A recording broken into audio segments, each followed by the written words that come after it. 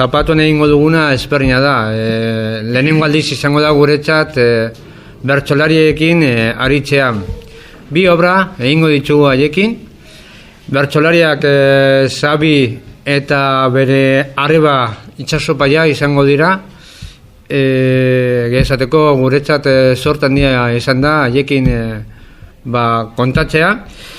Eta bebai, beste musikariak izango ditugu. Alde batetik obra bat egingo dugu banda eta trikitilaria. Kasu honetan maizua izango da Ruben Isasi, musika eskolako maizua.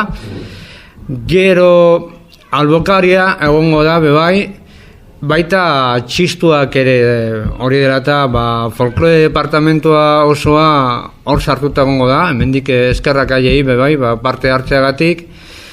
Eta honekin gure aportazio txiki bat, euskarari eta euskal munduari.